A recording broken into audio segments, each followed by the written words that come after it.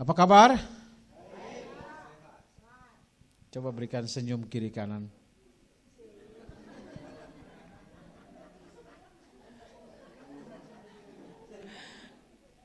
Ya, ekspresi menurut keyakinan masing-masing. Boleh peluk pasangannya, silakan, enggak ada masalah. Biar yang enggak bawa agak-agak iri dikit lah. Supaya lain kali kalau ada acara begini harus setengah dipaksa pasangannya untuk hadir. Kenapa kau paksa aku? Nanti aku peluk siapa di sana? Bilang aja gitu. Baik, tadi sudah senyum, yang kedua sekarang berikan tos.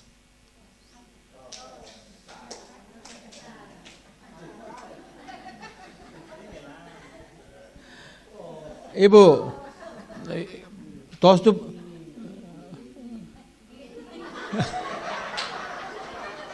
ini orang tua nih boleh juga nih melucu.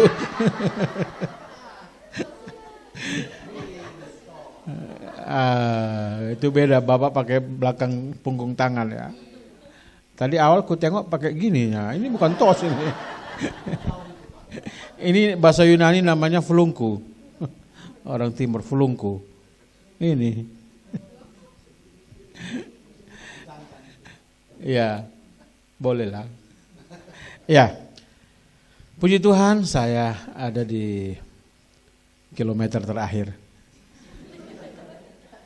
Biasanya kalau pelayanan panjang itu, bagian akhir itu, aduh puji Tuhan sebentar lagi sudah selesai.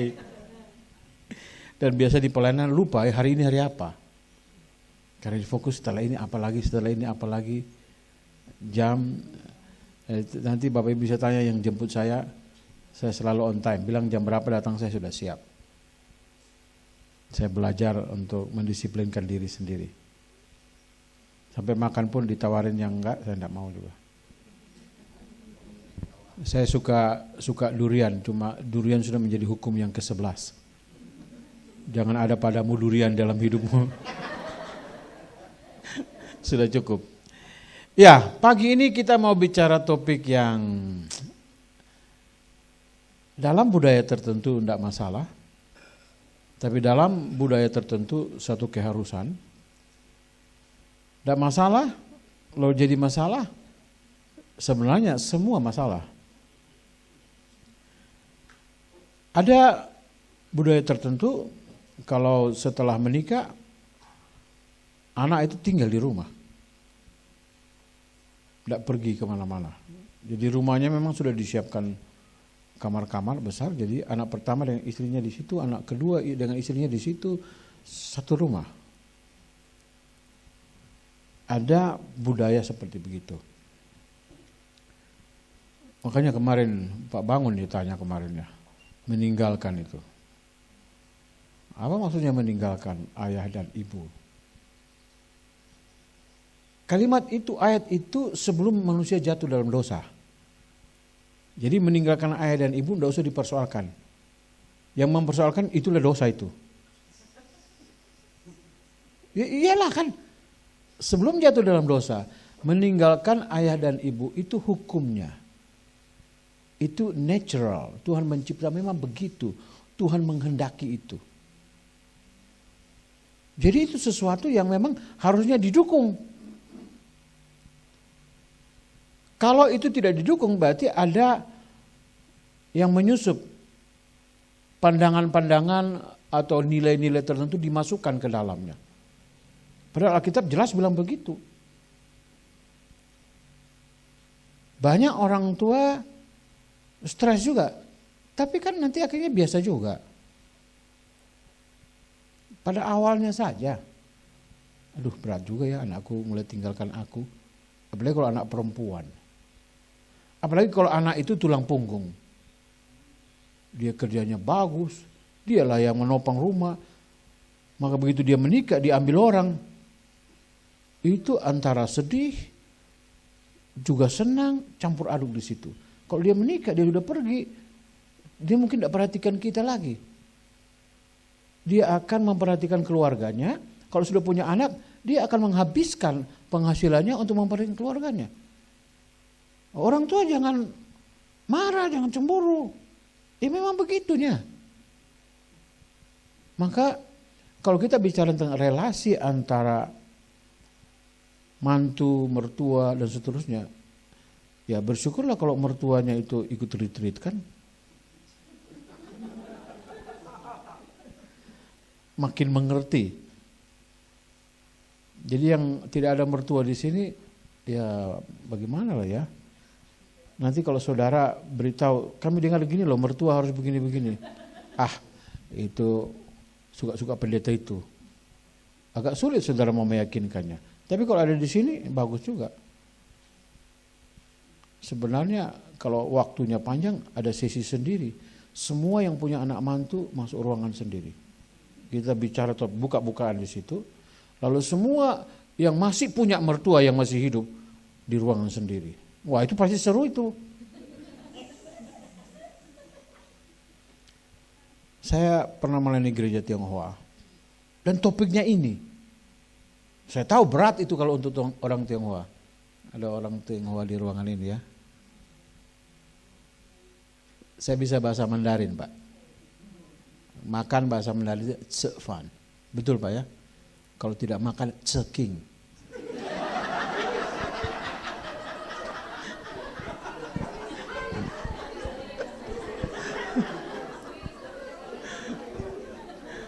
Ya, beberapa gereja Tionghoa ibadah masih pakai bahasa Mandarin. Jadi saya khotbah diterjemahkan bahasa Mandarin. Sewaktu-waktu saya ucap ulang itu mereka tertawa. Saya berusaha mau belajar bahasa Mandarin tapi tidak lulus. Baru intonasi sudah tidak lulus. Karena intonasi bahasa Mandarin, salah intonasinya artinya berbeda. Jadi saya diajarin mo. Yang ngajar saya bilang salah. Kalau gitu nggak mau lagi. Ya, jadi kembali lagi kalau kita bicara tentang relasi ini, maka saya selalu harus bawa kita kembali dari awalnya. Ketika Tuhan mencipta manusia, mempersatukannya, itu kalimatnya sangat jelas. Akan meninggalkan ayah dan ibu. Berarti itulah yang Tuhan, itu yang sesungguhnya. Dan lembaga pertama yang Tuhan cipta di dunia ini adalah lembaga pernikahan. Maka saya seringkali berikan tekanan. Pemberkatan di gereja itu lebih penting daripada kepala suku, daripada pemerintah. Kejadian 1-2 di situ belum ada negara, belum ada catatan sipil. KUA apalagi. Penghulu tidak ada di situ. Penghulu setan nanti setelah itu banyak. Tapi sebelum manusia jatuh dalam dosa, lembaga itu keluarga. Maka terima kasih Ibu Pendeta. Saya menjadi bagian dari gereja ini untuk menolong Bapak Ibu kembali memperhatikan keluarga masing-masing. Tema dari awal lengkap sampai yang terakhir ini yang berat. Apalagi ada mertua di sini. Saya harus hati-hati bicara.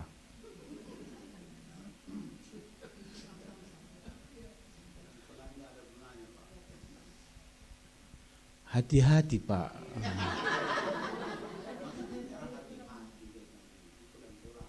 Oh itu. Ada lagunya Pak, hati-hati di jalan.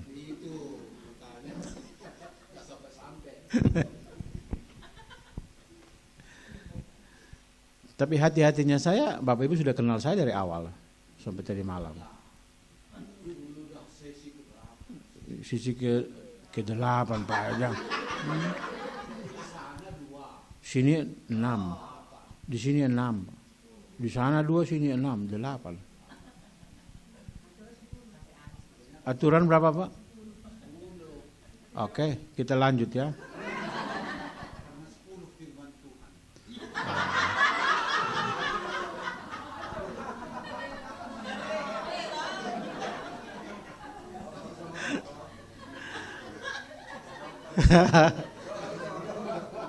Bolehlah Bapak bangun ini. Oke. Jadi begini. Kemarin di awal saya masih bicara tentang relasi. Nah, sekarang penutupnya kita mau bicara lagi tentang relasi, tapi relasi di sini berkaitan hierarki atau urut-urutan dalam keluarga. Kalau hanya orang tua anak, relatif oke. Tapi kalau sudah bicara mertua, ini persoalan yang lain.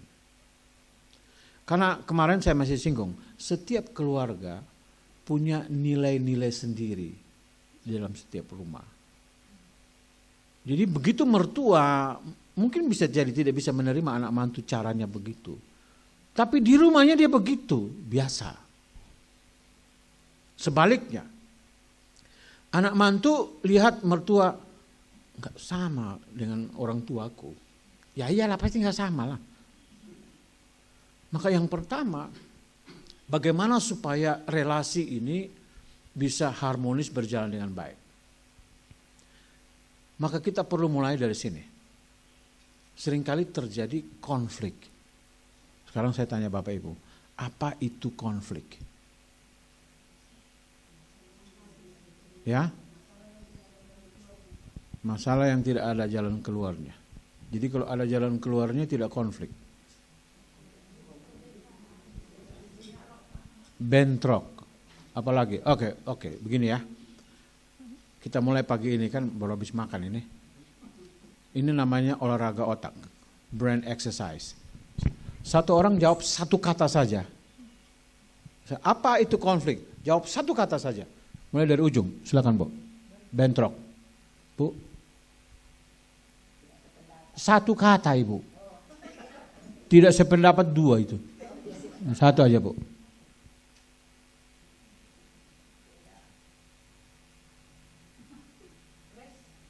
Bam!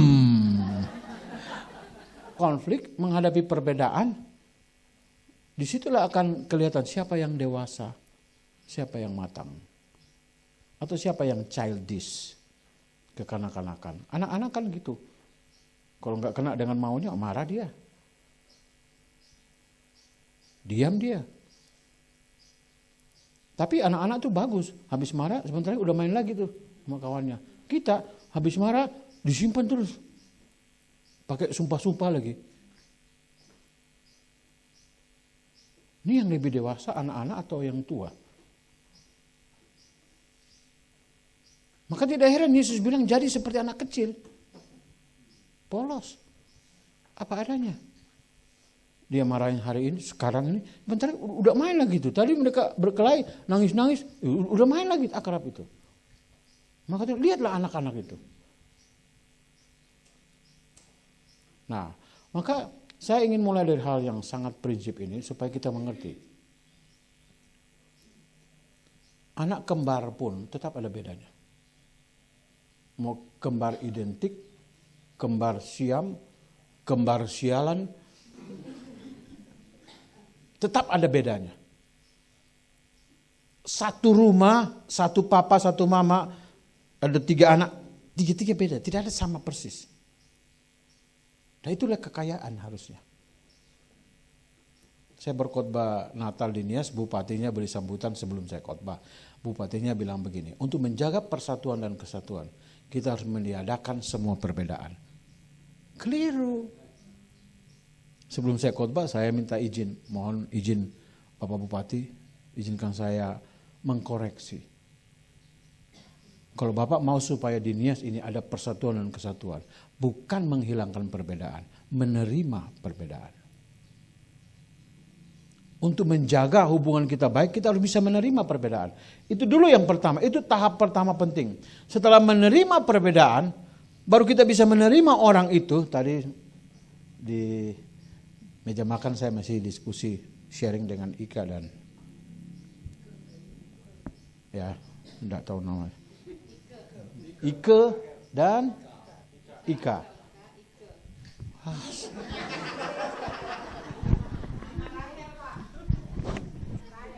Ike dan Ika. Iyalah. Saya tadi masih sempat sharing. Seringkali kita dengar kalimat begini, be yourself. Jadi dirimu sendiri. Lalu demi penerimaan kita sering bilang kepada orang lain, tolong terima saya apa adanya. Ini kalimat-kalimat yang sering kali muncul. Tapi kita harus lebih kritis memikirkan kalimat itu. Apa maksudnya be yourself? Dan apa maksudnya terima saya apa adanya? Kita harus lebih tajam melihat lagi. Karena apa adanya kita sekarang ini sebenarnya bukan ini yang Tuhan maksudkan. Be yourself. Yourself itu bukan yourself yang Tuhan inginkan. Jadi maksudnya apa? Waktu orang bilang be yourself, jadilah dirimu, maksudnya jangan kau tiru-tiru orang lain. Jadi dirimu sendirilah. Nggak usah kopi-kopi orang. Tapi Bapak Ibu mau tahu, kita ini dicipta Tuhan sendiri, kita punya kebutuhan untuk juga mengimitasi orang. Kita semua bisa mendrama, meniru nih. Bisa. Dan itu Tuhan izinkan. Maka itu Alkitab bilang, kamu sudah diselamatkan, jadilah imitasinya Tuhan.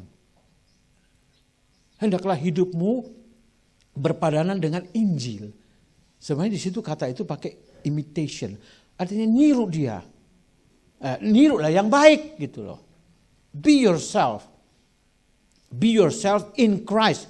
Kalau saya tambah in Christ. Yourself yang in Christ. Not yourself in sin. Bukan. Lalu terima saya apa adanya. Apa ada saya yang tidak benar, saya harus siap dikoreksi. Saya tidak bisa bilang orang, terima saya dengan semua dosa-dosa yang saya lakukan, terima saya apa adanya. Bukan itu. Kaum LGBT berteriak. Mereka bilang begini, Yesus saja terima kami. Kenapa gereja menolak kami? Sorry, harus diberitahu. Kami juga menerima kamu. Tapi yang kami tidak terima, sikapmu terhadap semua dosa. Termasuk dosamu sekarang. Itu kelainan. Sikapmu terhadap dosa itu yang kami masalahkan. Tapi dirimu sendiri kami terima. Maka kalau saudara berkata, I love you, saya mengasihi pasangan saya mengasihi mertua saya mengasihi si A, si B, dan si C. Itu bukan arti saudara menerima semua apa ada dan dosa-dosanya semua. Gak bisa. Saya mengasihi saudara, tapi kalau ada sesuatu yang tidak beres dalam hidup saudara, saya akan koreksi. Dan itu kasih yang sesungguhnya. Kasih yang sesungguhnya adalah mengubah orang yang kita kasihi. Tapi kita kasih dan biarkan dia begitu terus, kita orang paling jahat di dunia ini. Bukan itu maksudnya. Oke? Nah ini basic. Sekarang kita sudah tahu apa itu perbedaan menyebabkan konflik. Respons kita terhadap konflik hanya dua, positif, negatif. Dari positif negatif ini biasanya orang punya dua respons. Yang satu namanya escape response, melarikan diri. Yang satu attack response, respons menyerang. Ada dua tipikal. Orang Asia kebanyakan escape. Nah ini bahaya kalau dia masuk ke dalam rumah tangga. Kalau dia masuk dalam keluarga. Ada perbedaan tidak terima lalu escape. Cara escape-nya apa? Biasanya bilang begini. Kalau kita lihat, kamu ada masalah dengan mertua? Enggak. Pretend there is no problem. Berpura-pura tidak ada masalah. Kenapa kamu enggak ke gereja? Ada masalah ya dengan majelis atau pendeta? Enggak. Tapi kok malam tutup tahun kamu enggak ada ibadah di gereja?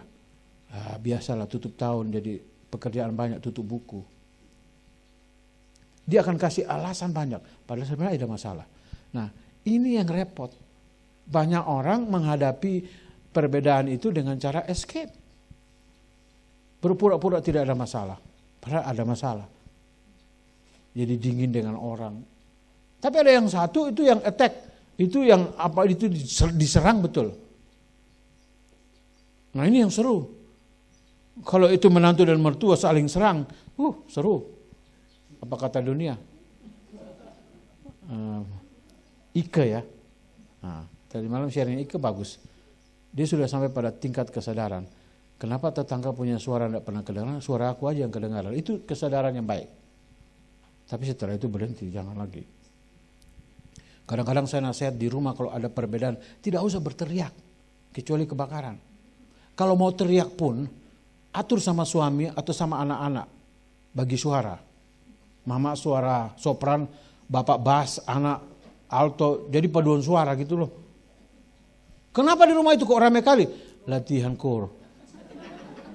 Padahal lagi berkelahi tapi bagi suara. Boleh?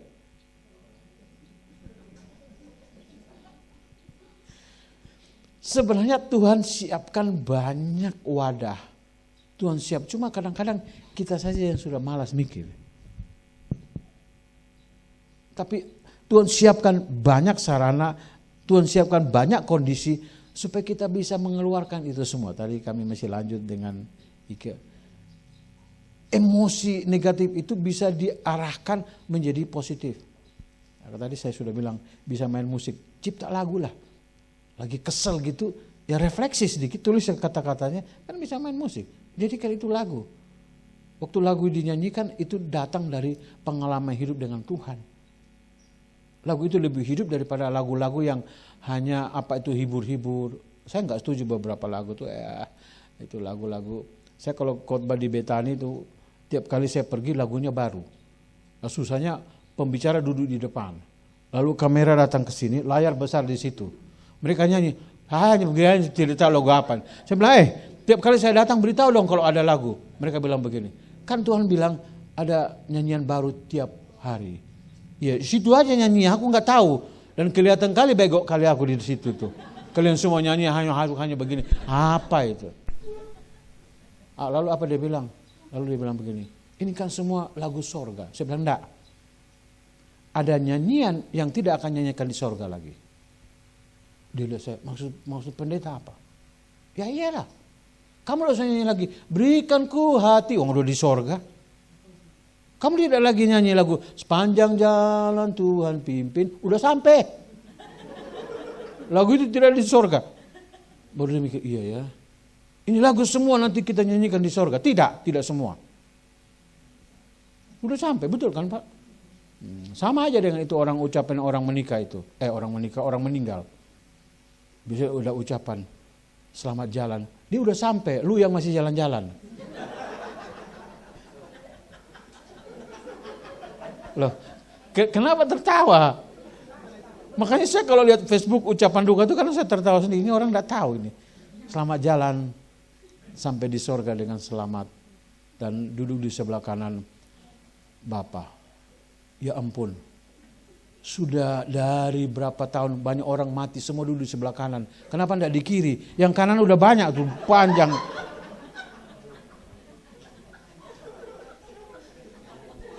Kenapa enggak di hadapan Bapa? Lalu Bapa tidak kelihatan karena kamu banyak di depan. Nah, banyak sekali kita kurang pakai ini. Maka tadi Bapak Ibu tuh saya ajak untuk berpikir, kan ternyata tidak mudah juga ya. Nampaknya hal yang biasa. Maka itu resiko duduk di belakang. Kalau mulai dari depan, yang di belakang tuh pusing, semua udah habis. Yang dia pikir udah disebut di sana, yang dipikir apa lagi. Makanya yang duduk di depan itu yang paling betul. Tapi kalau sudah gitu saya tanya mulai dari belakang.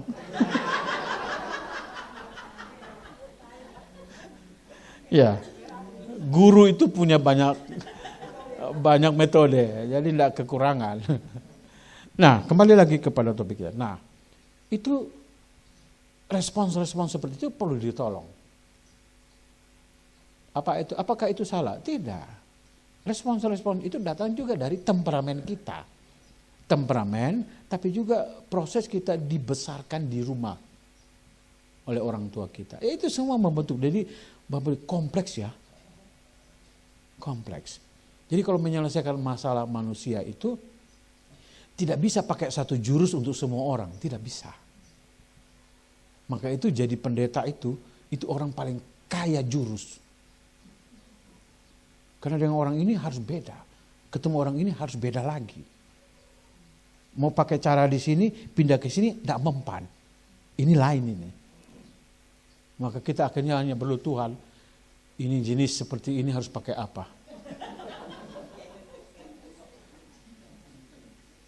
Maka tolong berdoa supaya anaknya jadi pendeta ya.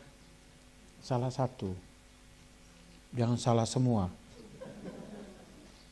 Saya terus terang di mana-mana saya tantang begitu, supaya tiap keluarga berdoa, satu anak dari sekian anak diserahkan untuk Tuhan.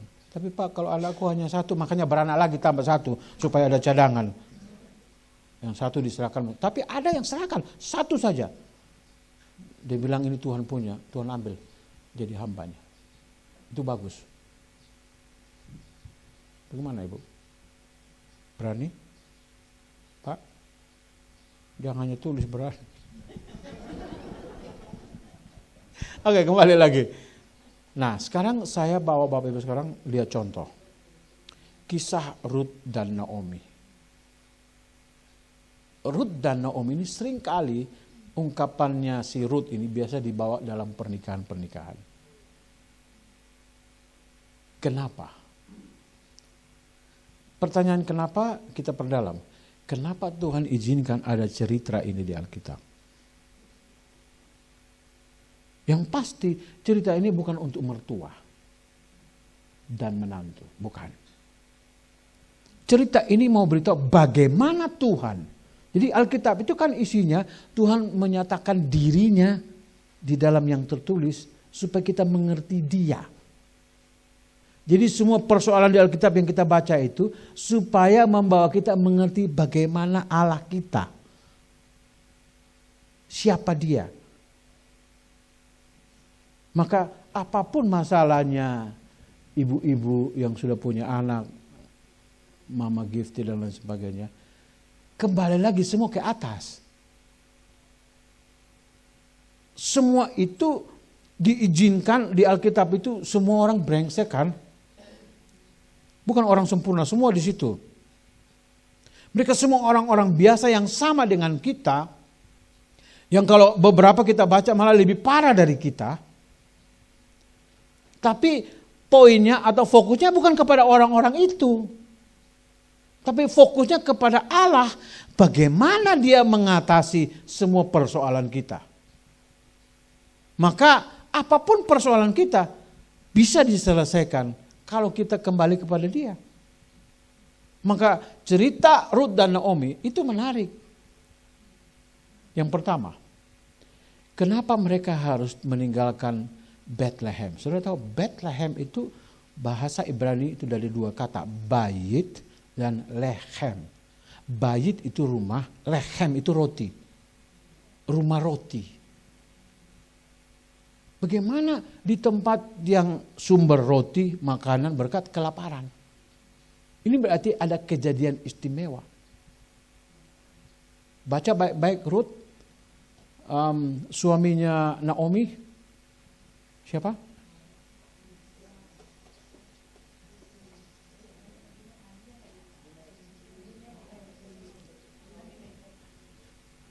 Siapa Melek?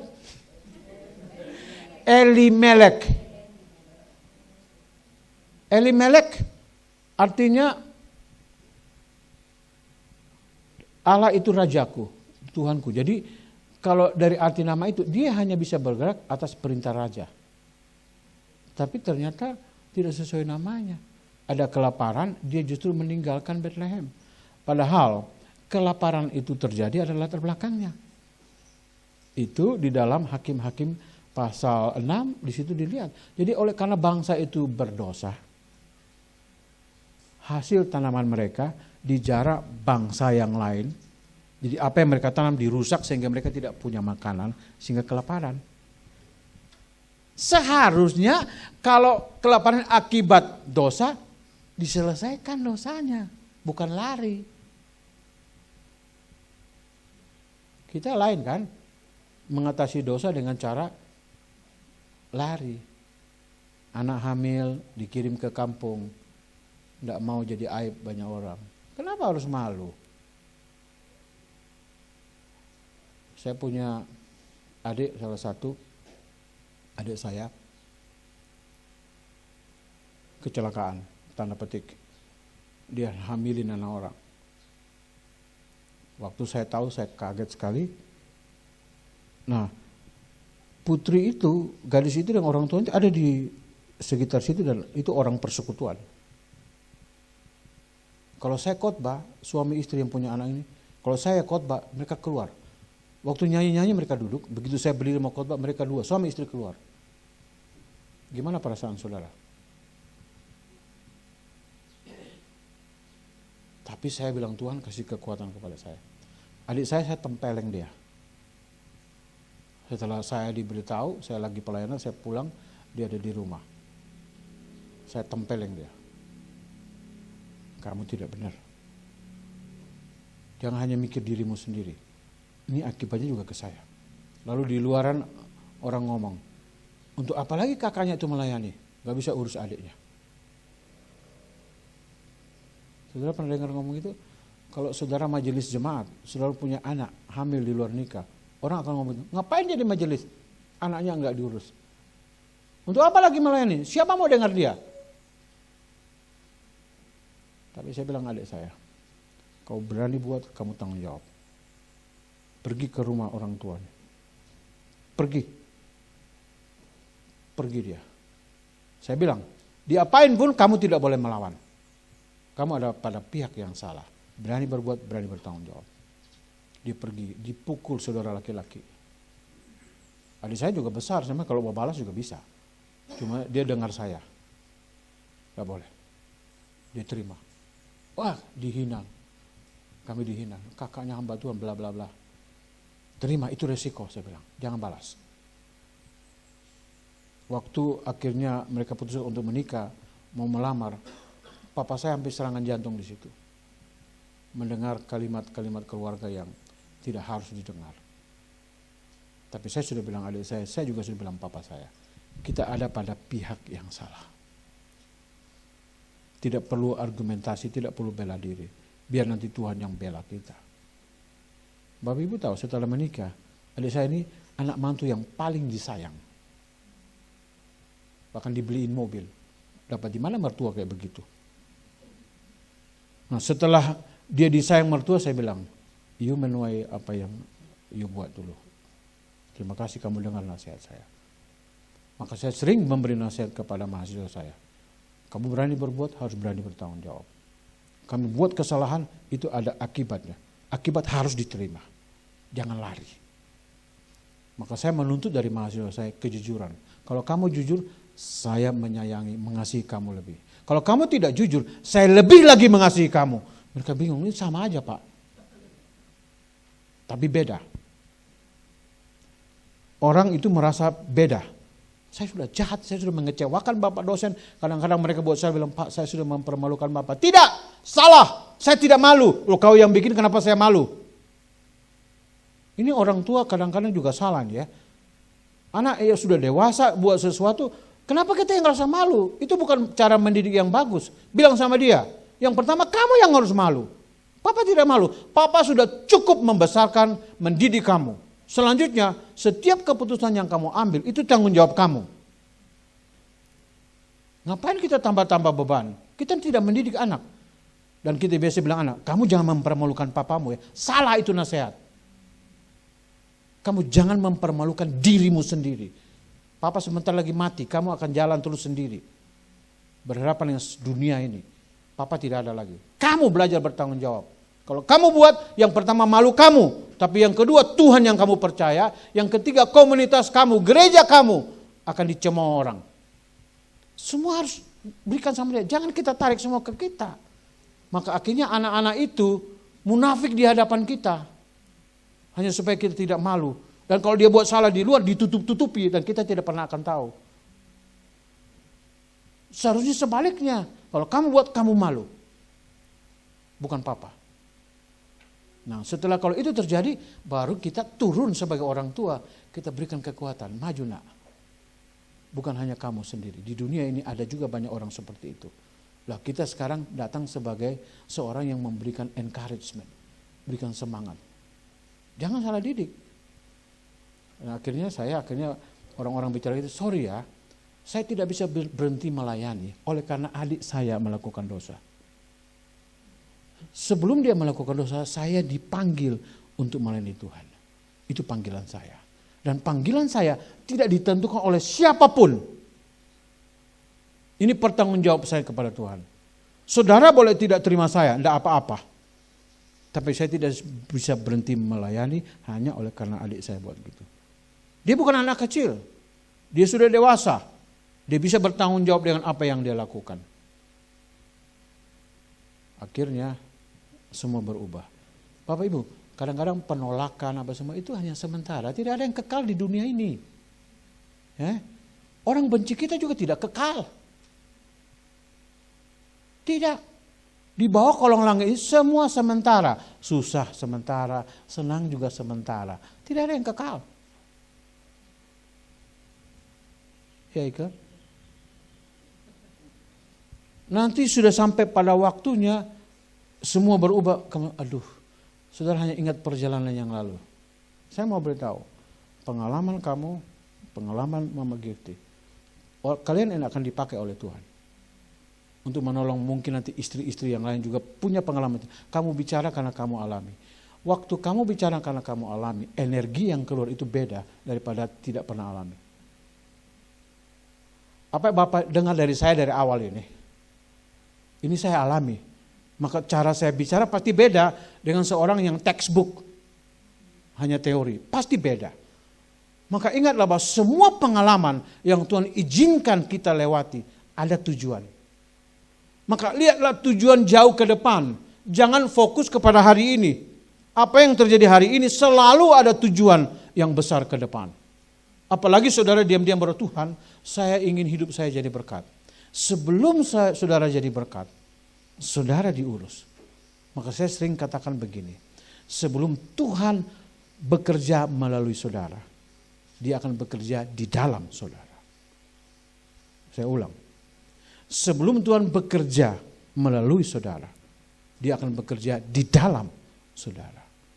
Maka dia membentuk bagian dalam dari hidup saudara.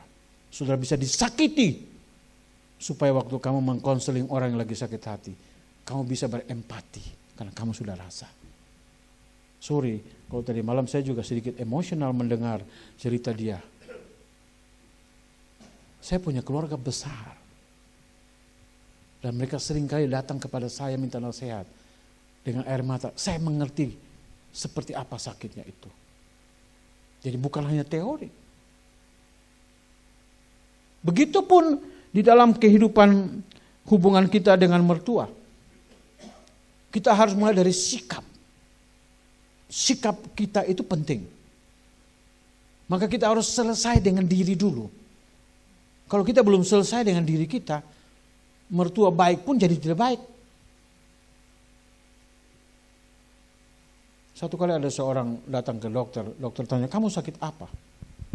Di mana sakit? Ditunjuk. Sakitnya di sini. Di mana lagi? Di sini. Di mana lagi? Di sini. Loh, dokternya bilang ini sakitnya yang sakit yang mana? Ternyata jarinya ini yang retak patah. Jadi tunjuk di mananya kan sakit.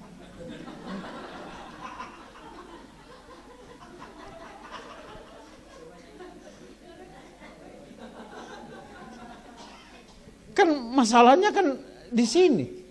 Masalahnya di sini. Kenapa semua orang jadi salah? Ya itu dia, Bu. Kenapa tertawa? Pengalaman ya. Dan paling gampang bagi kita mencari kambing hitam. Kita yang gak sanggup menerima, orang lain yang disalahkan. Kita yang tidak cukup luas hati kita untuk menerima orang yang berbeda, orang itu yang kita salahkan. Bukan. Maka kalau saudara berdoa, Tuhan, ubah hatiku. Makanya kadang-kadang saya lihat mahasiswa kamu nyanyi itu, kamu nyanyi sambil mikir enggak? Atau hanya keluar-keluar aja dari mulut kau? Berikanku hati seperti hatimu. Hati Yesus itu penuh belas kasihan. Hatimu penuh kebencian. Dan itu nyanyi tiap minggu. Tidak berubah-berubah. Di kampus satu waktu itu lagu lagi favorit. Di kelas ini nyanyi itu, di kelas sana. Lama-lama aku bosan juga dengaran. Tiap hari mau kuliah nyanyinya. Bapa sentuh hatiku. Tapi tidak berubah-berubah. Ubah lagu itu. Bapa Jamba hatiku. Kalau disentuh-sentuh tidak berubah, dijamba aja sekaligus. Kita hanya suka nyanyi hibur-hibur diri, tapi tidak pernah berubah. Karena memang kita tidak mau berubah, kita hanya menyanyi supaya nampaknya kita rohani. Tapi faktanya tidak. Boleh nyanyi? Bapak sentuh hatiku. Itu hanya sentuh. Yang hati-hati yang keras itu enggak mempan tuh kalau disentuh begini. Itu mesti dijambak sekaligus. Berani gak di gereja sekali-sekali nyanyi diubah kata-kata itu? Bapak jamba hatiku. Orang dengar gila kali orang-orang itu ya. Kenapa lagunya jadi gitu? Ya itu yang nyanyi jenis-jenis hati keras.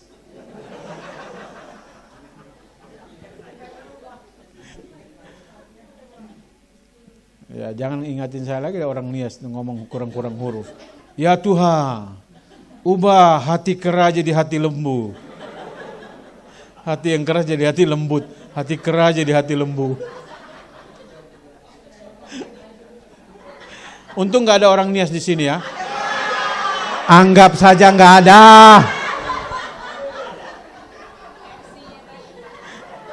Kalau hanya satu anggap saja nggak ada.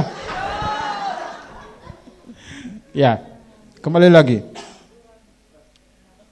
Elimelek bapak yang baik. Ya bapak yang baik memperhatikan keluarga, lalu kelaparan di situ mati. Anaknya penyakitan lagi, Mahlon dan Kilion. Dua-dua itu penyakitan. Si Dini sakit paru-paru, kapan saja bisa mati. Maka bapak yang baik dia bertanggung jawab. Nah di sini bapak ibu perhatikan, yang baik menurut kita belum tentu yang Tuhan kehendaki. Sekali lagi. Yang baik menurut kita belum tentu Tuhan kehendaki. Kenapa saya ngomong begini? Saya ngomong ini karena perkataan Naomi sendiri. Aku datang dengan tangan yang penuh, aku pulang dengan tangan yang kosong. Jadi dia berkata Tuhan ini yang sedang berperkara dengan saya. Suami saya diambil. Mereka pergi ke Moab, pergi untuk mencari kehidupan, justru menemui kematian. Maka ini serius Bapak Ibu. Yang baik menurut pemikiran kita belum tentu itu kehendak Tuhan. Dan ada risikonya. Setelah 10 tahun, bayangkan 10 tahun suami dan anaknya diambil, baru dia sadar.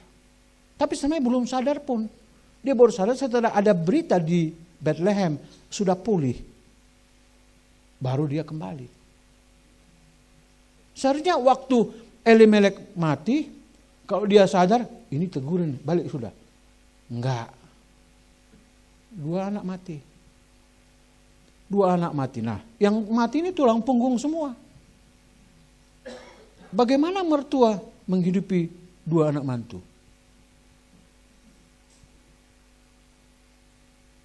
Tidak mudah. Maka itu Naomi artinya manis, tersayang. Dia bilang jangan panggil aku Naomi, panggil aku Mara. Artinya pahit. Karena Tuhan tanda petik sudah membuat aku pahit. Mara itulah turunannya jadi Mary, jadi Maria. Jadi semua yang nama Maria harusnya orang-orang yang tahan menerima kepahitan. Itu sebabnya Yesus dilahirkan oleh seorang yang bernama Maria. Nama bagi orang Yahudi itu penting. Karena nama itu berkaitan dengan harapan. Jadi nama ini diharapkan jadi begini. Tapi seringkali nama itu justru terbalik. Maka itu sekaligus kita mengharapkan oleh karena kita tahu kondisi manusia berdosa, kita harap begini tapi dia jadi begitu. Di penjara ada Matius, Markus, Lukas, Yohanes. Ada di sana. Namanya bagus, tapi tidak sesuai nama. Orang Karo lebih bagus lagi namanya. Kemarin saya sempat cerita dengan siapa ya? Tahun 90 itu ada orang nama Beres Surbakti. Tapi hidupnya tidak beres, akhirnya Tuhan bereskan. Tanggal 24 Desember mati. Tanggal 20 Desember dikunjungi majelis, ajak ke gereja, 1 tahun tidak ke gereja. Jadi kita kira-kira ya kalau mau Natal, undanglah datang ikut ibadah Natal tanggal 24 malam. Apa kata Pak Beres? Bilang sama Pak Gembala ya, nanti tanggal 1 Januari aku mulai masuk gereja. Tanggal 24 sore mati. 23 Desember saya khotbah. Saya bilang ada orang namanya Beres, hidupnya tidak beres. 24 malam saya ditelepon Bapak Gembala. Orang yang kau sebut namanya kemarin, tadi sore meninggal. Yang benar. Karena kau sebut namanya, kau yang pimpin ibadah penghiburan malam pertama. Jangan begitu. Di antara jemaat ramai mereka bilang, hati-hati kalian. Kalau nama kalian disebut Bapak itu, mati kau. Saya bilang bukan karena saya sebut-sebut, memang sudah waktunya. Jadi rupanya tanggal 24 Desember sore itu Pak Beres sedang pasang mesin sanyo untuk sedot air dari sumur. Entah macam mana dia bikin kabel itu, kabelnya terlepas kena di dadanya, kesetrum. Mati mau. Pak Beres. Dan saya selalu jadikan ilustrasi untuk bicara, jangan pernah menunda waktu. Kalau Tuhan panggil, datang. Sekarang. Kalau tidak, dia panggil seterusnya. Pindah ke atas. Ya. Coba lihat kiri kanan. Mungkin bulan depan kita tidak ketemu lagi.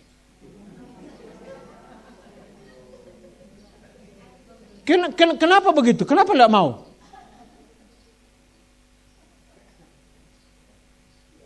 Bagusnya begitu supaya kita makin sayang, karena kita tidak selama-lamanya bersama. Tidak bosan kah berkelahi terus? Nanti kalau sudah pisah satu dipanggil, aduh Tuhan kenapa begini? Tuhan bilang, nangis. Kau bikin dia sakit hati terus, aku panggil, bawa dia pulang aja biar kau sendiri di situ. Maka kadang-kadang saya bicara begitu, banyak orang, kok Bapak ngomong begitu? Banyak orang masih tabu bicara kematian. Emangnya kalau tidak bicara nggak mati?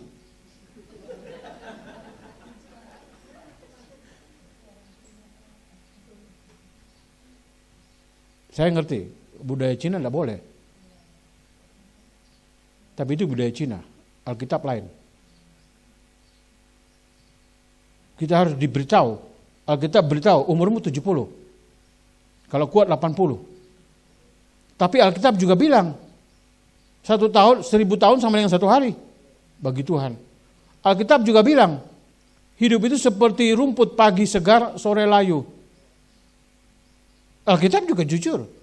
Tapi begitu masuk dalam budaya, orang mulai bicara, ya kalau saya berkhotbah di orang Tionghoa, apalagi ulang tahun, tidak boleh sama sekali ilustrasi bicara kematian. Tidak boleh sama sekali.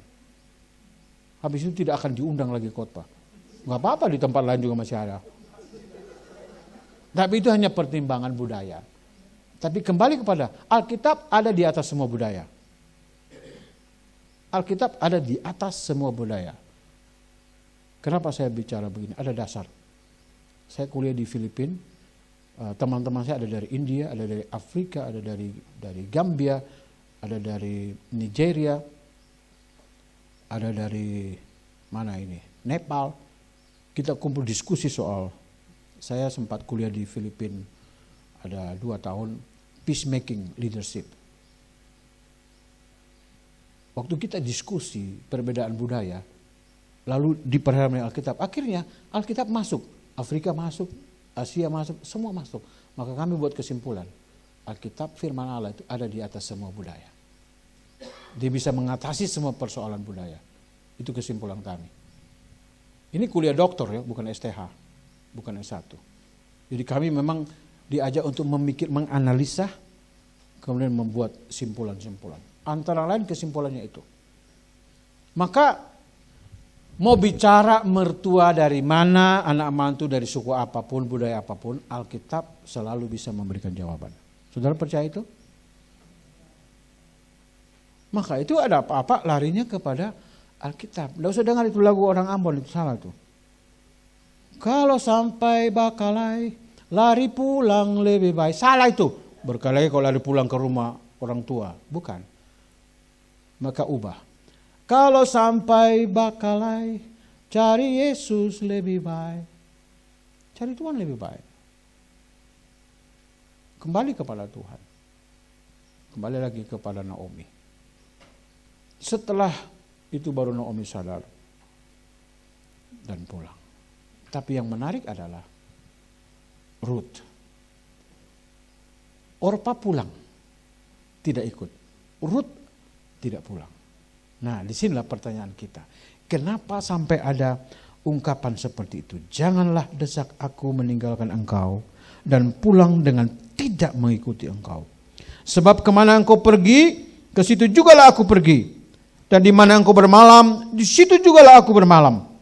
Bangsamulah bangsaku dan Allahmulah Allahku. Di mana engkau mati, aku pun mati di sana. Dan di sanalah aku dikuburkan. Beginilah kiranya Tuhan menghukum aku, bahkan lebih lagi daripada itu, jikalau sesuatu apapun yang memisahkan aku dari engkau, selain daripada maut.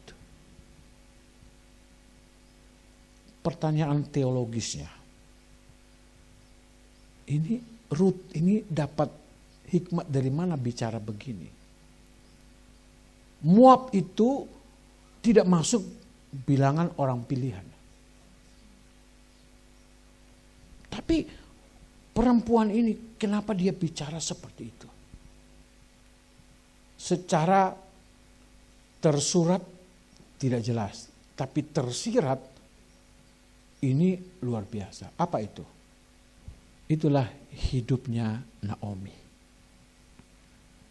Naomi berhasil menjadi mertua yang baik. Sehingga Ruth melihat tahun-tahun yang sulit.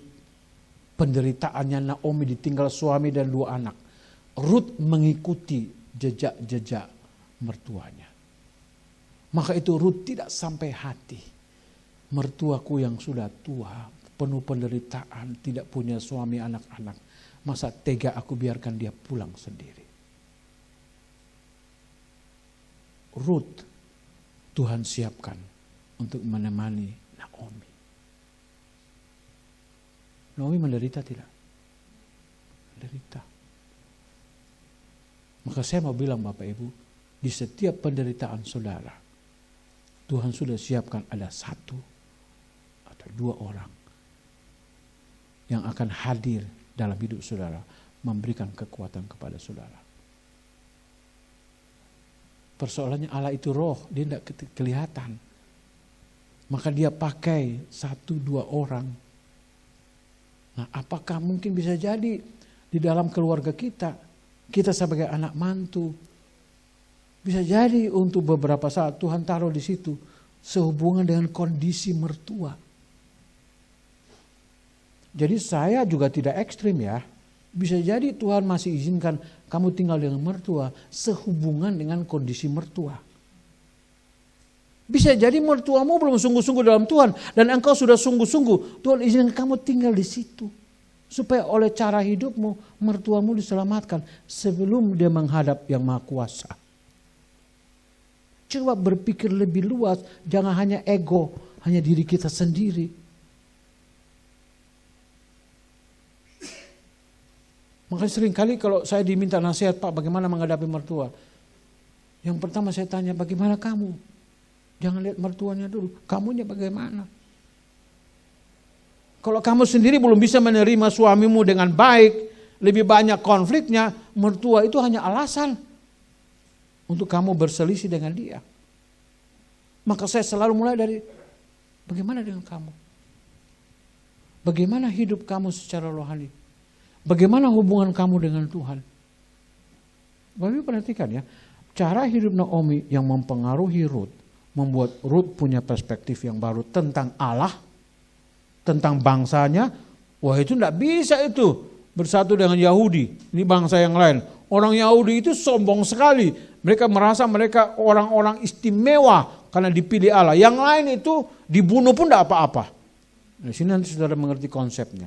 Sampai hari ini kalau Yahudi bunuh orang, lalu sampai hari ini saudara ingat cerita Holocaust, bagaimana Hitler membunuh orang Yahudi. Soalnya Kalau kita lihat dari kulit luar kita kasihan. Tapi Yahudi juga kurang ajar. Satu-satunya bangsa di dunia yang paling keras kepala itu Yahudi. Satu-satunya bangsa di dunia yang bunuh Tuhan Allah, mereka juga.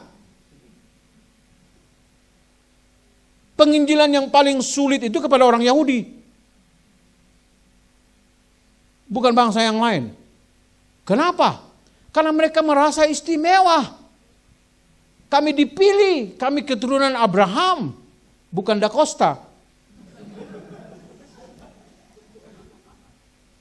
Maka mereka, karena mereka begitu istimewa, mereka memandang kita ini rendahan, dibunuh pun tidak apa-apa.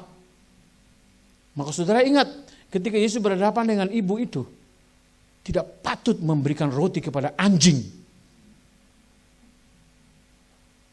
Itu pandangan orang Yahudi pada umumnya terhadap bangsa lain. Maka Yesus sedang sebenarnya di situ koreksi itu.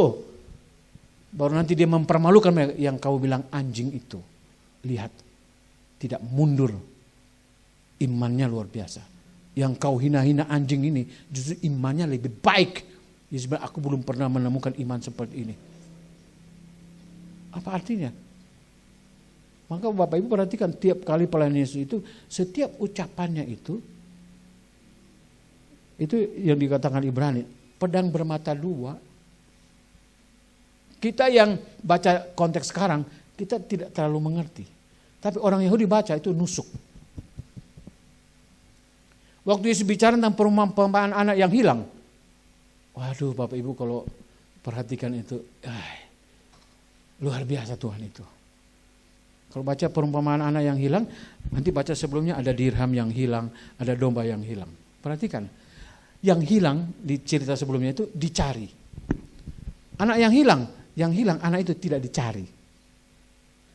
Beda.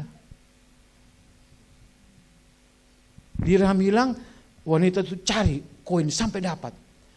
Waktu dia cari sendiri, menderita, harus cari sendiri. Begitu temukan, pesta. Begitu sukacita undang orang. Waktu susahnya, susah sendiri. Gembala, domba satu hilang. Dia cari sampai dapat. Kalau sudah ditemukan, nanti mereka pesta lagi. Maka dia bilang, kalau ada satu orang berdosa bertobat, ada pesta pora di sorga. Tapi untuk menemukan itu selalu ada penderitaan, selalu ada pergumulan, tidak mudah. Tapi begitu pindah kepada anak yang hilang, anak itu hilang tidak dicari. Maka waktu Yesus mulai bilang, ada satu bapak punya dua anak, lalu yang bungsu datang minta warisan. Itu pun tidak biasa waktu itu. Waktu orang Yahudi ahli Taurat dengar itu, setelah itu mulai nusuk tuh. Ini anak kurang ajar. Tunggu bapaknya mati, baru urusan warisan. Ini masih hidup. Sampai anak itu datang bilang begini, bapak mati sudah supaya saya ambil warisan saya. Kurang ajar nggak anak itu? Tapi cerita itu bilang, bapak itu beri. Kamu mau apa? Maka Bapak Ibu sering kali kita mau paksa sesuatu sama Tuhan. Sewaktu-waktu Tuhan mengikuti apa yang kita mau. Oke deh, kamu paksa terus, kamu mau, oke saya izinkan. Tapi setelah diizinkan, saudara perhatikan ya. Waktu anak itu pulang, dikatakan bapak itu melihat anak masih dari jauh. Apa artinya? Artinya bapak itu tiap hari tunggu anaknya pulang. Para anak sudah berkhianat. Kalau kita anak berkhianat sama kita, mati kau, jangan balik-balik lagi ke sini. Dan kita tidak peduli lagi dengan dia. Tapi itu beda dengan Bapa di sorga. Dia tunggu, dia lihat. Lalu berikut dikatakan, setelah itu bapaknya berlari mendapatkan anak itu. Kenapa? Bapak Ibu tahu adat waktu itu. Ini anak durhaka. Dia sudah habiskan semua, memboroskan semua. Anak ini kalau pulang, dia layak dihukum oleh masyarakat itu. Dilempar dengan batu. Maka sebelum terjadi penghakiman masyarakat, bapaknya duluan selamatkan anak itu. Kurang apa lagi bapak itu? Dan dikatakan bapak itu berlari, bukan jalan. Nah, bapak udah tua nggak kuat, kamu lah lari ke sini. Tidak. Kalau bapak itu berlari menyongsong anaknya, itu berarti pakaian orang itu pakai jubah yang panjang. Adat istiadat waktu itu, pantang seorang laki-laki menunjukkan betisnya. Itu tidak terhormat. Tapi sang bapak Apa seolah-olah meniadakan semua itu, dia angkat jubahnya dan dia lari pergi bertemu anaknya. Semua kehormatan kemuliaannya dilepaskan. Lalu saudara ingat Filipi pasal 2. Dia mengosongkan diri, dia turun dari singgasana kemuliaannya jadi rendah, bahkan lebih rendah dari manusia. Itu yang Bapa di surga bikin. Lalu Bapa menghendaki kita juga seperti begitu. Kita anak Bapa, tapi betapa gengsinya kita, sulit mengampuni anak kita yang bersalah. Tapi kita mengaku kita anak Bapa di sorga. Setiap minggu doa Bapa kami yang Bapa dibilang, Bapa siapa? Kamu bukan anak saya. Lebih parah lagi, kita berdoa itu sudah seperti tape recorder otomatis. Pencet, keluar semua. Ampunilah kami seperti kami tidak tahu mengampuni orang yang bersalah kepada kami. Loh, yang benar kan gitu ya? Tidak, itu hanya ucapan, Bu. Faktanya tidak begitu. Janganlah membawa kami ke dalam pencobaan, karena kami sudah biasa masuk sendiri.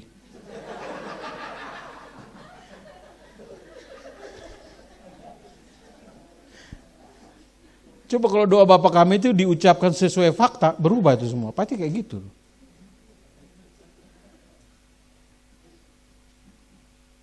Makin berat ya. Saya jelaskan makin jelas seperti ini, justru membuat kita ternyata saya masih jauh. Ternyata kita masih jauh. Pantasan kita berkelahi terus di rumah. Karena kasih Bapa itu tidak ada dalam hati kita. Apa sih salah istri kita yang membuat kita harus membenci dia? Apa sih salah suami kita yang membuat kita harus marah dan maki-maki dia? Sebandingkah perbuatan dia dengan apa yang kita lakukan kepada Tuhan yang mencipta kita? Dosa kita yang begitu besar, kita yang begitu bejat saja dia ampuni. Siapakah aku yang tidak bisa mengampuni suamiku, istriku, anak-anakku? Pantasan kita tidak bisa menikmati rumah tangga dan kemudian kita bilang, aduh jangan berumah tangga deh, banyak masalah. Saudara tidak bisa mengajarkan orang berdasarkan pengalaman saudara. Karena pengalaman orang itu belum tentu sama dengan saudara. Karena otak-otaknya dia, otak-otaknya kau. Bisa jadi dia lebih lembut dan kamu lebih keras. Bisa jadi kelembutannya kamu itu kerasnya dia. Untuk itulah Tuhan pertemukan supaya yang lemah menolong yang kuat menolong yang lemah, yang kelemahan ini bisa ditutupi oleh pasangannya. Karena harusnya begitu. Maka celakanya banyak keluarga yang sudah tidak bisa mengontrol dirinya, akhirnya menceritakan kekurangan suaminya kepada orang lain. Ini kecelakaan.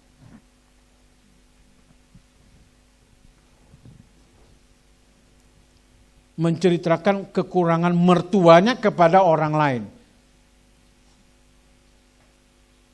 Kalau Tuhan perlihatkan kekurangan orang kepada saudara, maksudnya supaya saudara menjadi pensafaat, bukan diskusi. Tapi kita ini orang rohani, selalu pakai alasan rohani. Pokok doa jadi pokok dosa. Tolong doakan mertua saya. Kenapa mertuamu? Mulai keluar semua. Tolong doakan suami saya. Kenapa suamimu? Keluar lagi semua. Yang bijak, saudara bilang begini, tolong doakan suami saya. Dia sedang dalam pergumulan. Itu cukup. Nanti, tapi ada juga memang jenis orang tuh kepo. Pergumulan apa? Biar jelas doa kita.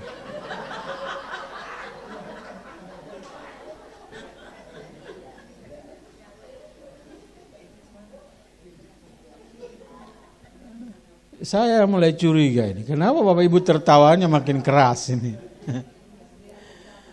Biar jelas doanya. Doa kepada siapa? Saudara berdoa kepada Tuhan. Tuhan yang tidak pernah tidak jelas melihat kita. Maka berdoa itu dengar ya. Berdoa itu bukan informasi. Menginformasikan kepada Tuhan kalau begini. Dia sudah tahu. Doa itu pengakuan bahwa saya tidak sanggup. Saya perlu Tuhan. Itu intinya. Sebelum saudara ucap, pikir pun dia sudah tahu. Tapi dia suruh kita berdoa, artinya dia suruh kita merendahkan diri, ngaku kalau kamu nggak bisa, aku yang tolong kau. Maka jangan dengar orang itu, apa masalahnya? Biar jelas kita doakan. Bukan, biar jelas untuk dapat bahan gosip kau kan. Nanti itu jadi senjata, satu kali itu jadi senjata untuk orang itu diserang. Jangan mau ditipu, ini banyak penipu itu di dalam gereja. Alasannya rohani, hati-hati. Makanya kadang-kadang boleh lebih jelas lagi pokoknya bilang, mau jelas apa lagi? Ini mau disampaikan kepada yang maha tahu, bukan sampaikan kepada kau. Kau cukup tahu dia ada pergumulan, doakan supaya dia bisa menyelesaikan pergumulan itu. Kalau saya berdoa bukan suruh angkat pergumulannya. Kalau angkat pergumulannya, angkat dengan orang-orangnya sekaligus, itu masalahnya. Saya berdoa supaya Tuhan berikan dia kecakapan, hikmat, supaya dia bisa menemukan jalan keluar. Itu baru betul. Jangan berdoa untuk angkat masalah ini dari hidupku. Gak bisa. Saya pernah berdoa 10 orang yang saya doakan mati semua. Serius. Dalam satu perjalanan pelayanan di Kalimantan Barat. Kami keliling ke daerah-daerah itu. 10 orang yang saya hitung. Mati semua. Kebanyakan memang sudah tua. Mau mati menderita, nggak mati-mati. Setelah didoain, amin, saya jalan, saya dikejar. Pak, sudah meninggal Bapak itu. Oh puji Tuhan, lanjutkan. Ya kalian lanjutkan pemakaman, kan aku mau pergi lagi. Di tempat lagi sama. Jadi saya memang juga diberikan karunia untuk melepaskan orang dari penderitaan. Jadi ada yang menderita di sini. Setelah ini saya siap berdoa. Saya yakin setelah ini semua batal. Kami tidak mau didoakan. Maka seringkali kita omong, itu yang Yesus bilang. Bapamu di surga itu tahu. Tidak ada bapak itu yang anak minta roti dikasih batu. Tapi bapak sesungguhnya tahu. Anak pikir itu roti padahal itu batu. Maka dia tidak kasih. Bapak itu bijak, kita bisa salah berdoa, tapi dia tidak pernah salah dengar. Betul? Nah sudah, mau apa lagi? Ya. Asal ada doa, pasti ada harapan. Kalau sudah tidak berdoa, selamat tinggal. Tidak ada harapan. Maka yakinlah, kalau saudara berdoa, Tuhan pasti dengar. Amin. Tapi ungkapan perasaan kita itu seringkali seolah-olah Tuhan tidak dengar. Maka kita berdoa, Tuhan dengarlah doaku. Tuhan colek kita. Udah ku dengar dari kemarin. Jadi waktu kita bilang Tuhan dengar doaku, kenapa engkau jauh daripadaku? Itu semua ungkapan rasa. Bukan logika. Maka ini dua seringkali bolak-balik. Tapi itulah indahnya hidup. Kadang-kadang perasaan kita bermain seolah-olah Tuhan tidak ada. Tapi akal kita bilang Allah itu Immanuel.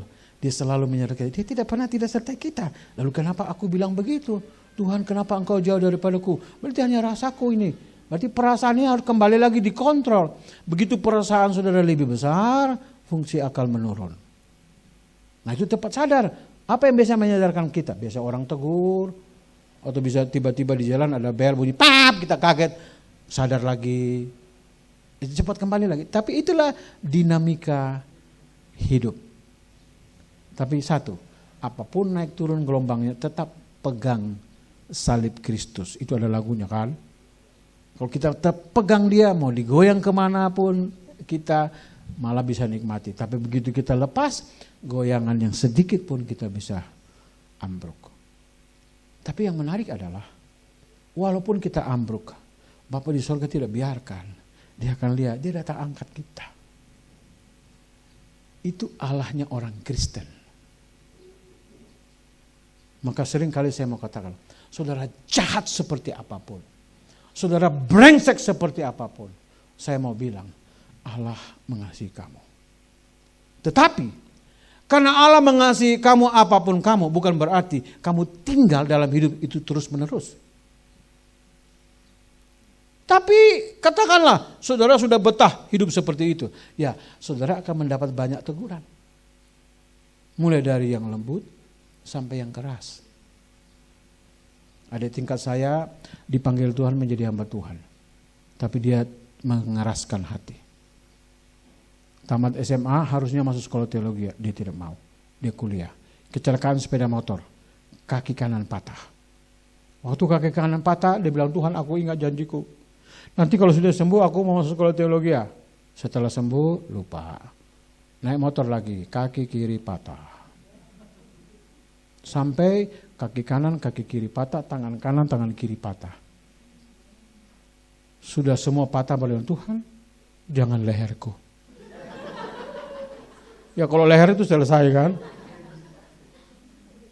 Saya ingat kesaksian, saya bilang dia, saya kemana-mana saya suka pakai ilustrasi contoh kamu. Dia bilang gak apa-apa Bung, itu ada tingkat saya. Tamat dia jadi ketua sinode salah satu gereja besar di Jakarta. Kenapa harus tunggu sampai patah-patah? Kenapa harus tunggu sampai sudah koma? Kenapa harus tunggu sampai sudah kanker stadium akhir? Kenapa harus tunggu sudah di penjara? Maka di penjara itu kalau mau latihan khotbah KKR paling bagus di penjara. Siapa yang mau bertobat? Itu semua orang berdosa di situ. Tidak mungkin orang baik ada di penjara kan? Semua angkat tangan pasti itu. Tidak bisa lari. Kalau masih sehat lari-lari dia itu. Tempat yang kedua yang biasa membuat orang cepat bertobat, rumah sakit.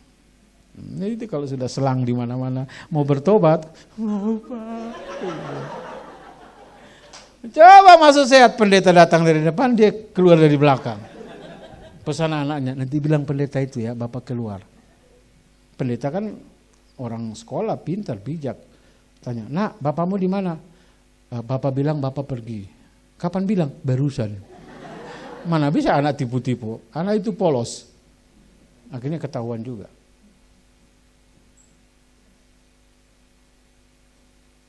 Siapa kita ini? Sudah berdosa, sombong lagi. Setan itu kan malaikat yang melawan Tuhan lalu diusir dari sorga. Ya kan? Kita ini tidak pernah di sorga. Lebih sombong dari setan. Betul kan? Setan itu diusir dari sorga. Karena dia mau jadi sama seperti melawan Tuhan. Kita ini tidak pernah di sorga. Sombongnya minta ampun. Lebih sombong dari setan itu. Kita yang di sana ya, di sini tidak ya. Mari kita merendahkan diri. Bukan rendah diri. Mari kita jujur dengan diri sendiri di hadapan Tuhan. Sesungguhnya saya nggak ada apa-apanya. Kalau kita tahu kita tidak ada apa-apa, kita tidak berhak menghakimi orang lain. Kita tidak berhak membenci orang lain. Saya sering menasihati anak-anak remaja yang datang dari keluarga yang broken. Kamu tidak berhak membenci papamu. Kamu tidak berhak membenci mamamu. Kalau kamu ada pada posisi papamu, kamu mungkin buat lebih jahat daripada papamu. Kamu kan tidak pernah mengerti kenapa papamu ambil keputusan tinggalkan mamamu. Mungkin papamu ada dalam tekanan yang begitu berat. Dan tidak ada siapa-siapa yang menolong dia. Sehingga akhirnya dia buat keputusan seperti itu. Bisa nggak kamu berempati dengan papamu? Kok kamu berencana mau bunuh dia setelah kamu besar? Bagaimana bisa itu? Sejahat-jahatnya papa. Paling tidak karena dia kamu ada di dunia ini. Sejahat-jahatnya mama. Karena dia kamu dilahirkan di dunia ini. Kamu tidak punya hak membenci dia. Kamu punya hak satu. Berdoa supaya Tuhan pulihkan mereka. Hanya itu. Nanti kamu sudah berumah tangga, kamu akan tahu. Menjadi suami itu tidak mudah. Menjadi istri itu tidak mudah. Kalau kita tahu itu tidak mudah, berarti kita perlu kekuatan dari Tuhan. Tanpa itu tidak bisa. Bapak Ibu mungkin berkata, saya sulit menerima suami saya. Perbuatannya saya sulit menerimanya. Tapi kalau Tuhan berikan itu kepada saudara, Tuhan pasti berikan kemampuan. Bapak Ibu mungkin tanya saya, pernahkah saya benci istri saya? Ada juga. Sikap-sikap tertentu, cara dia menanggapi saya, kadang bikin saya marah. Tapi saya sudah menang, saya tahu bagaimana caranya kalau lagi amarah begitu. Dan biasanya kalau dalam situasi seperti itu, semua khotbah itu kembali lagi ke saya. Nah, kadang saya diam-diam, saya menangis sendiri, lalu saya temui istri saya bilang, saya minta ampun, saya minta maaf. Rumah tangga kita tidak pernah akan bahagia, damai, kalau tidak ada kata, I'm sorry, saya salah, maafkan saya. Kalau semua mau menang sendiri, tidak ada bahagia dalam rumah. Kebahagiaan selalu datang setelah lewat proses yang sulit. Dan itu harus dimulai dengan merendahkan diri. Kalau Bapak Ibu baca Efesus itu, sebelum kata hai istri tunduklah kepada suamimu, ayat di atas dibilang apa? Rendahkanlah dirimu satu dengan yang lain. Hanya itu. Ibu-ibu tidak bisa tunduk kepada suami kalau tidak merendahkan diri. Suami tidak bisa mengasihi istrimu kalau kamu tidak merendahkan dirimu.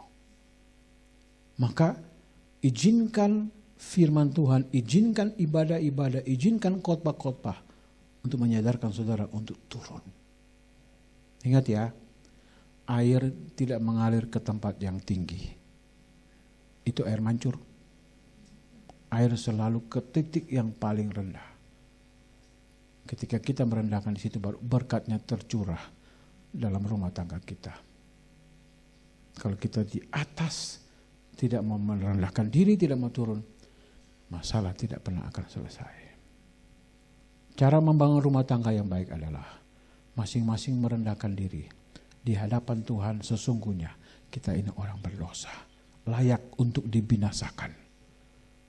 Tapi Dia masih memberikan kita kesempatan untuk menikmati kebenaran firman-Nya lewat berumah tangga, lewat kehidupan pelayanan kita, pekerjaan kita. Itu anugerah. Hidup kita tiap hari itu pemberian. Sekali lagi, kemarin tinggal cerita, hari ini hadiah. Bahasa Inggris saat sekarang itu present. Present itu juga artinya hadiah. Hari ini hadiah. Hari esok misteri. Kita hanya punya dua. Besok Tuhan punya. Siapa yang berserah kepada Tuhan, dia yang punya hari esok.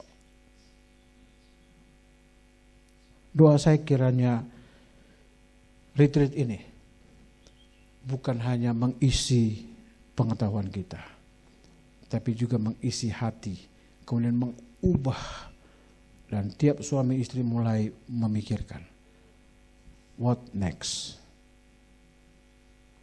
Setiap orang tua yang punya anak mantu, selanjutnya bagaimana? Kita mulai berubah. Berubahlah oleh pembaharuan budimu. 9 sesi di sini dalam rangka mengubah pikiran kita, mindset kita. Supaya sesuai dengan apa yang Tuhan mau. Begitu sesuai, tidak usah cari berkat. Berkat cari kita. Kan pemazmur bilang kan, sungguh alangkah baik dan indahnya apabila saudara-saudara diam dengan rukun. Nanti di ayat berikutnya, kesanalah Tuhan memerintahkan berkat. Mau dapat kutuk, berkelahi terus. Simpelnya begitu. Makanya kacau balau. Ini nanti pulang sampai di gereja ini pasti bapak dan ibu ini pasti ini keluarga kacau balau. Enggak lah, satu kacau satu balau. Ini keluarga beda. Baik, sampai di sini pemaparan saya jam 10 kurang 10. Waktu saya hampir selesai, 10 menit lagi. Terima kasih.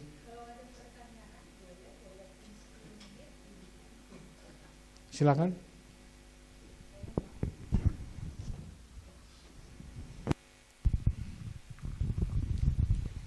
Ya, terima kasih untuk kesempatan ini.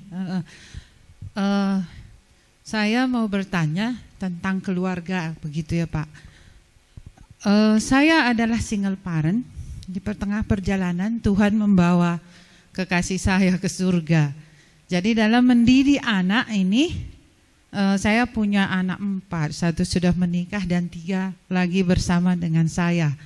Seiring perjalanan waktu, begitu ya, saya melihat ada sisi-sisi yang ya kadang saya nggak mengerti, saya rasa nggak tertutupi begitu ya dalam mendidik anak ini begitu. Jadi adakah langkah-langkah yang efektif yang boleh yang berbeda dengan yang pasangannya lengkap dengan kami yang single ini begitu, supaya anak-anak ini pun merasa dia tetap nyaman, ya dia tetap merasa berharga, dia tetap merasa seperti yang dia dulu masih punya orang tua yang lengkap. Ya, terima kasih, hanya itu Pak.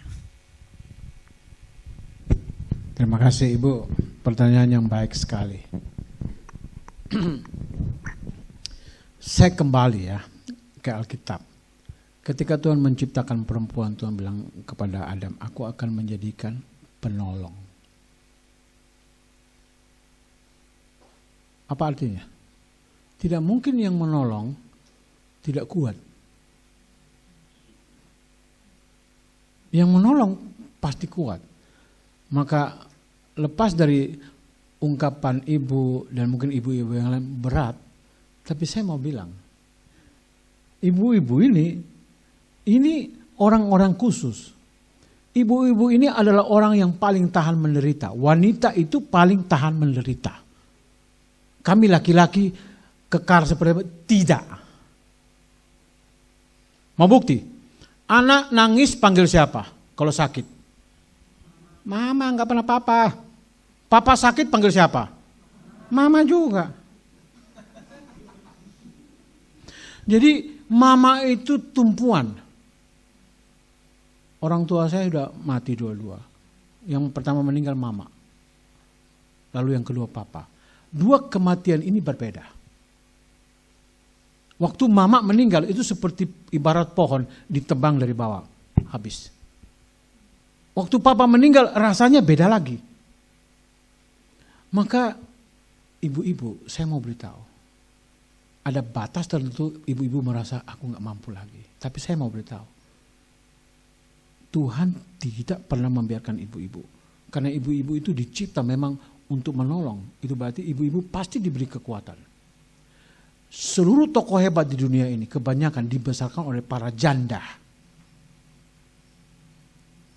Coba perhatikan di Alkitab. Tokoh-tokoh Alkitab itu dari ibu-ibu yang tadinya mandul. Sehingga hatinya disakiti. Tapi itu persiapan psikologis untuk membesarkan orang-orang hebat.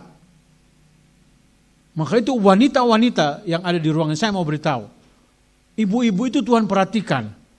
Kalau saya boleh pakai bahasa yang kasar, tidak usah doa pun Tuhan perhatikan. Karena dia bilang, kamu kujadikan penolong. Makanya kalau ditinggal mati suami, ada harapan lah untuk anak-anak itu baik. Kalau ditinggal mati istri, nggak ada harapan. Karena bapak-bapak pasti udah kawin lagi kan. Nah ibu tiri belum tentu bisa mengurus anak seperti ibu kandung. Sebaik-baiknya tetap ada perbedaan. Maka saya mau membesarkan hati ibu. Terus bersama dengan Tuhan. Tuhan punya 1001 macam cara. Ada saja. Selama kita bergantung kepada Tuhan, pasti ada jalan keluar. Saya nggak bisa berikan harus begini, nggak bisa. Tapi saya hanya mau beritahu ibu. Tuhan yang paling tahu kondisi ibu. Saya tadi malam pulang juga saya mikir, apakah jawaban saya untuk Ike benar? Karena saya hanya dengar cerita separuh. Setelah mendengar yang pertama, saya agak emosi.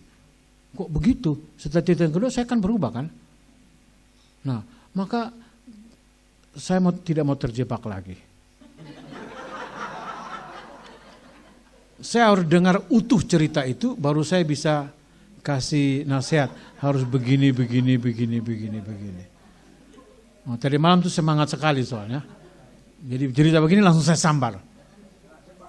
Ya? Iya, kena jebak juga. Ya hamba Tuhan juga manusia kan, masih bisa dijebak. Jebakan Batman. Nah, Ibu, jangan khawatir, Bu. Apalagi Ibu ada dalam komunitas persekutuan, itu kekuatan pasti ada. Dan yang saya yakini, Ibu Gembala pasti mendoakan. Dan bukan hanya Ibu Gembala, di seluruh dunia di mana-mana persekutuan, para janda selalu didoakan. Duda tidak.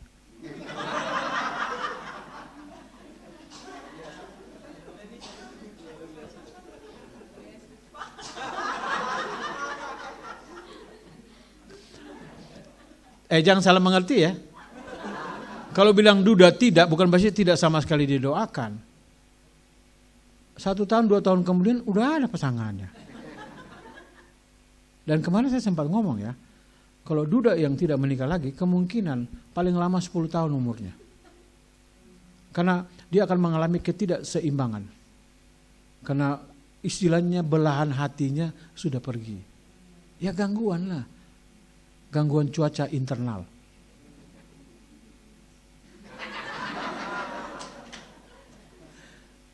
Ya saya belum merasakan ya.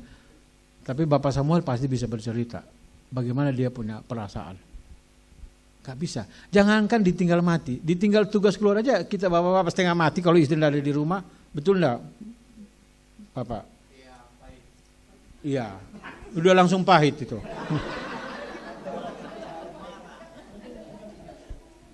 Jadi memang sudah gitu. Jadi Ibu, don't worry. Ingatlah bahwa di seluruh dunia Ibu didoakan. Bapak Ibu mau tahu, saya ini tamat sekolah teologi ya. Yang sponsori saya, para janda di Switzerland. Swiss. Janda-janda pensiunan ini, mereka punya persekutuan doa. Lalu mereka kumpul uang pensiunnya. Untuk mensponsori hamba Tuhan. Saya tidak tahu. Selama saya kuliah, sekolah tidak beritahu siapa sponsor saya. Sudah saya tamat, waktu saya mau tamat mereka minta foto. Baru saya tahu, untuk apa foto saya? Mau dikirim ke Swiss. Ke siapa saya bilang?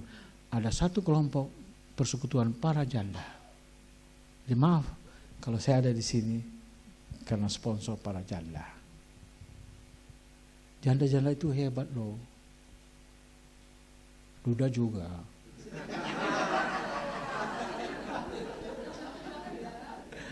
Ya Bu ya.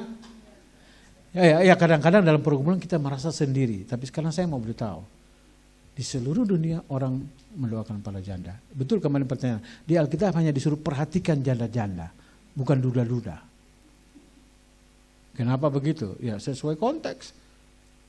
Duda, laki-laki, Tuhan cipta sedemikian rupa. Dia sudah kehilangan keseimbangan. Dia akan mencari siapa yang bisa cocok.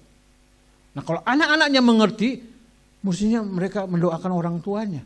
Ya kalau bapak rasa ada yang cocok, ya silakan. Karena dia perlu teman untuk bercerita, untuk curhat. Sekali lagi, kepada anak bisa, tapi beda kalau dibilang itu istrinya. Entah mau istri kedua, tapi ditinggal mati, bukan istri kedua, 3, 4, 5 anak, bukan. Bukan itu maksudnya. Gitu Bu ya. Habis. Sudah selesai waktunya. Terima kasih. Bagaimana Ibu Gembala?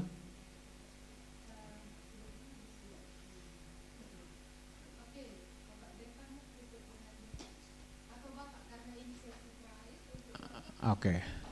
Sekaligus kata-kata penutup. Terima kasih untuk kesempatan boleh berbagi dalam retreat bersama kali ini. Kiranya Bapak Ibu semua diberkati. Saya mohon maaf kalau mungkin ada kata-kata tekanan-tekanan dalam penyampaian mungkin sudah menyinggung. Kalau ada yang tersinggung saya bersyukur untuk itu dan jangan maafkan saya. Itu basa-basi. Saya tidak mau basa-basi. Kalau saya bicara dan Bapak Ibu tidak tersinggung, percuma saya ada di sini. Harus tersinggung. Itu baru betul. Kalau tersinggung berarti sampai. Kalau tidak tersinggung berarti tidak sampai. Jadi terima kasih untuk semua yang tersinggung. Siapa yang tersinggung? Angkat tangan. Tersinggung yang baik. Jadi tersinggung itu ada positifnya. Jangan selalu pikir negatif. Tersinggung itu jadi negatif ketika setelah itu saudara benci saya. Itu pun tidak apa-apa. Alkitab sudah bilang, kamu pembawa berita, kamu tidak disukai. Tidak apa-apa. Mau bunuh saya pun tidak apa-apa. Saya sudah siap mati. Karena paling-paling pindah alamat. Ya, itu just kidding ya. Terima kasih untuk kebersamaan ini. Saya sudah melayani 38 tahun. Dan di setiap retreat ada saja keunikan dari tiap persekutuan atau gereja. Untuk saya Bapak Ibu ini istimewa. Bapak Ibu ini bukan masih muda, ini bukan remaja pemuda. Tapi dari awal saya senang melihat antusias Bapak Ibu. Cuma kemarin aja itu mungkin nasi goreng. Tapi hari ini bagus sekali. Semua sampai ini terakhir semua masih memandang ke depan. Dari wajahnya kelihatan pingin tahu lagi banyak, pingin terima lagi banyak. Tapi apa boleh buat? Waktulah yang memisahkan kita. Kiranya saya akan lebih bersukacita mendengar terjadi perubahan di gereja. Kemudian orang-orang di sekitar gereja melihat, beda kali bapak-bapak ini, ibu-ibu ini pulang retreat. Dan kalau boleh anak-anak, mereka lihat mamanya berubah. Mamanya nada suaranya sudah turun. Mulai dari rumah. Kalau tidak sia-sia kita buang waktu di sini. Tuhan memberkati Bapak Ibu sekalian. Mari kita berdoa.